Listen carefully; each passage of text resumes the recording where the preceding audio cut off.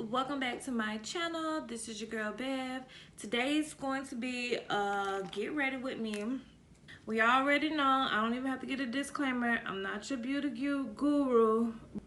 I'm doing a get ready with me because this is actually one of my highly requested type style videos. Like, everybody's always like, do another get ready with me, do another get ready with me. Not because I be slaying the makeup, because I do be slayed, but because I be just sitting down having real deal conversations with y'all and keeping it 100. Today I want to talk about why I chose to go through a nurse residency program. As y'all already know, I was a licensed practical nurse. Technically, I still am because my license is still valid. But a licensed practical nurse in the state of Florida for 5 years before I became an RN. So a lot of people were like, why did you go to a nurse residency program when you were already a nurse? Wasn't that worth a waste of your time? And for other people, it may have been a waste of their time, because I know it's like this huge thing going on right now where people are, especially LPNs, and this is no shade to any of the other LPNs. I can only speak about my journey, why I chose what I chose to do. But anyways, so a lot of people were like, oh, they're not gonna go work at the hospital, especially if they're not gonna work for any hospital that's not gonna give them any LPN years. I even knew, like, years mean pay for being LPNs.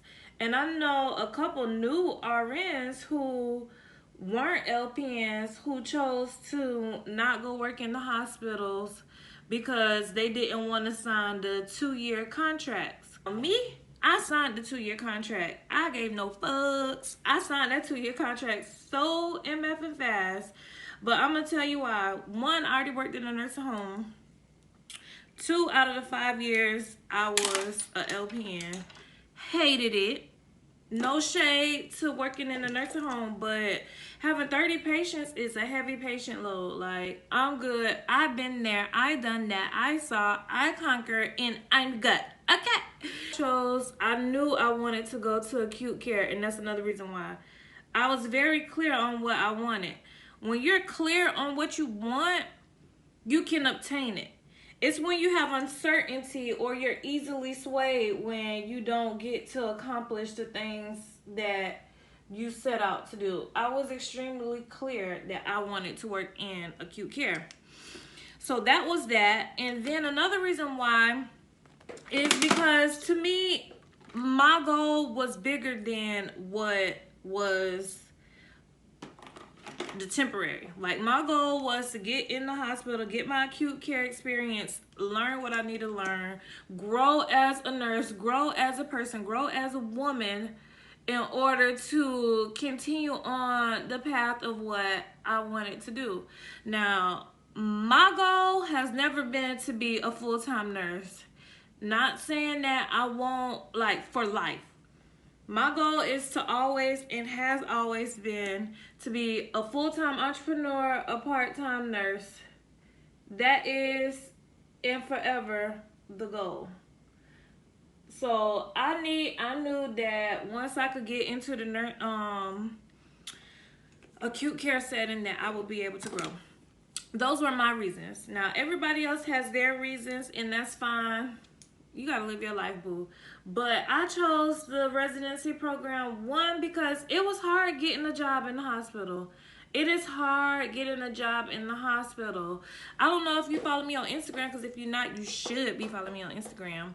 But on Instagram, I was posting all of the denial letters that I was getting. People weren't even calling me in for interviews. And one time, this lady called me from a hospital, not even in my city, like over in Hillsborough County. She called me and set up a time for me to come to interview. And when I got to the interview, y'all, this lady basically told me she already filled the position that morning and that she's just doing the interview as a formality. Like, so rude, so nasty. And I was like, well, if you knew that you had hired these people, why not call me and cancel my interview, or call me and tell me, oh, the ER position, because that's what I was applying for, the ER position is filled, but we have med surg still available, or whatever it is that you're trying to offer me now. And she basically didn't even interview me. She was like, oh, well, we filled the positions in the ER. You can go over here to talk to, I'm going to just make up a name, Kathy, and she'll take care of you.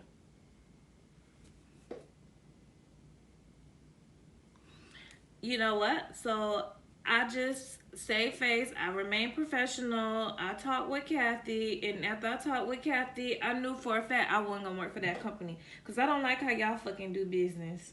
Point blank. Period. Ain't got time for that.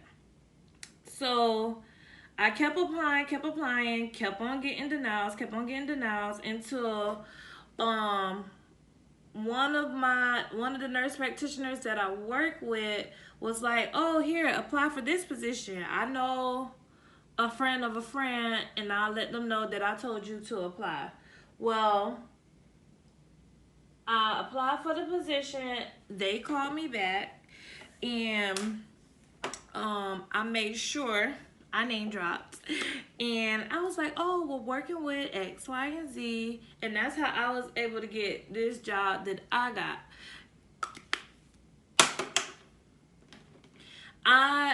A little bit about what is expected of you. Y'all already know that I work at the hospital now, and I finished my 12 weeks of precepting orientation, and I just felt I needed to get on here to give y'all a rundown, the tea on my experience so far. So I got hired. I work in the neuro department, so that means I deal with a lot of strokes. And the way strokes work at where I work at, because we are stroke certified, like we have a special certification. I can't tell you the name, but it's a prestige certification for being stroke certified. So there are certain type of protocols and policies that we have to follow. So if somebody come in with stroke like symptoms, which are FAST. FAST is the acronym that is publicly or worldwide nationally used for strokes and educating about strokes. So signs and symptoms will be, F stands for face. If your face like becomes droopy, like I can't really do it, but like if you have a droop, and like most of the time like your whole face will be shifted, like your eye. A is arm. If you have numbness or tingling in your arm or leg or one whole side, like most of the time if your face is drooping to the left, your left side is probably numb. And then S is speech. If you become slurred speech, or you can't speak, or you have difficulty with saying, so say that you're talking about a purse but you call it a monkey on the telephone, then that is dysphagia, or aphasia means you can't speak at all. So facial, arm, speech are the main things. The last one, T, stands for time. If you're having an acute stroke, which means it's just now happening right now at this very second, you have 4 hours. We have 4 hours to provide an intervention. You have a blood clot in the brain, which is one type of stroke, or you can have a hemorrhagic stroke where you have a bleed in your brain. Most blood clots come from different type of chronic conditions such as AFib, because when you have AFib, your heart is shooting out clots through the circulatory system, so it can get caught in your lungs. You can have pulmonary embolisms. It could get caught in your calves, so you'll have a deep vein thrombus, or it can get caught up in your brain, which will give you a stroke. And then with hemorrhagic strokes, for example, those come from people with high blood pressures. People who have blood pressures of 200 over 140. The blood, you will have a bleed, which is a hemorrhagic stroke. So that is enough education on strokes. So when someone comes in with certain type of signs and symptoms such as numbness, tingling, they can't speak, or they have facial droop, or they're confused, we work them up on the stroke protocol. So they get a CAT scan. CAT scans aren't as sensitive as MRIs. MRIs will show the stroke right then because they put the dye through your vein and it goes through, and if it's like a blockage from the blood clot, you will see where the dye goes through your veins and then it just doesn't go anywhere. Or the CT, the CAT scan will show like an old stroke. Oh, it's a few days old or it's a few hours old. It just depends on the situation. So they come in, they get a CAT scan, an MRI, a CT angio where it watches the circulation through your, anyway, so you get your, y'all get the point. So you get your blood work up and then they come to us. We have to do a neuro exam every 2 hours for the first 24 hours. And then after you do it for the first 24 hours, then it goes to every 4 hours until that person is discharged from our unit.